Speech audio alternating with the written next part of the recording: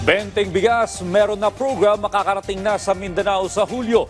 Kung magkano ang natitipid ng bawat pamilya sa 20 pesos kada kilong bigas, alamin sa ulat ni Clazel Pardilla. Pilit na pinagkakasya ni Nanay Cristina. May 5 anak ang 500 pisong kita ng kanyang asawa mula sa pamamasada. 200 piso nakalaan sa 4 na kilong bigas. Pero sa 20 bigas meron na naalok ng administrasyon ni Pangulong Ferdinand R. Marcos Jr. 80 pesos lang ang gastos niya. Salamat.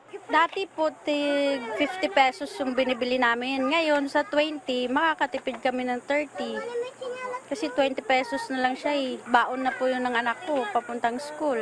Pambiling school supplies nila. Ang ikinatuwa pa ni Nanay Cristina, ang 20 pesos na bigas approved sa kanyang panlasa. Nung una, nung kumukulo siya, may amoy siya. Pero nung naluto, nawala siya.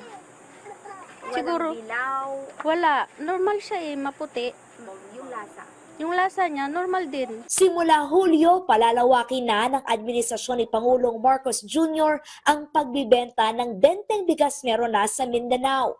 Prioridad ang mga lugar na may mataas sa insidente ng kahirapan, kabilang ang Zamboanga del Norte, Basilan, Cotabato City, Tawi-Tawi, Maguindanao, Davao Oriental at Sorsogon.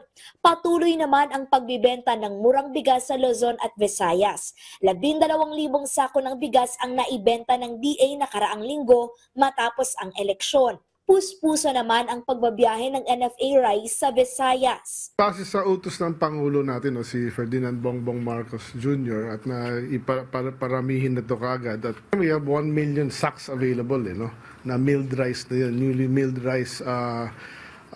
From Mindoro, nakapagpadala na tayo ng barko sa Visayas. Unang barko dumating na sa Cebu. May pangalawang barko na aalis this week papuntang Bohol. Mula sa kasalukuyang 34 na mga kadiwa ng Pangulo, daragdagan pa ito ng DA at gagawing 55.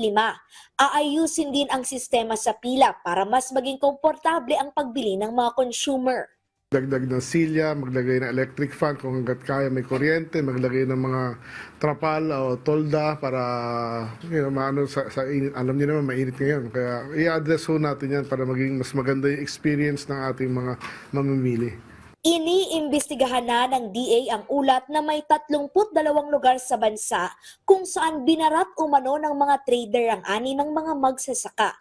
Bumuo na ng Mobile Procurement Group ang ahensya para bilhin ang palay ng mga naluging magsasaka. Pinag-aaralan din ang paglalagay ng floor price o minimum na presyo sa pagbili ng palay. Ang goal nun is para makaset tayo ng floor price na hindi sila nalugi.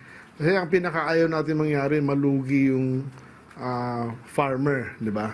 Dahil nga pinaghirapan niya, pinagpawisan. Hopefully nga makahanap kami ng batas o ruling na kung di sumunod ang isang trader o isang buyer sa floor price, ay pwede nating kasuhan or ma-account sila. Clazel Pardilla para sa Pambansang TV sa Bagong Pilipinas.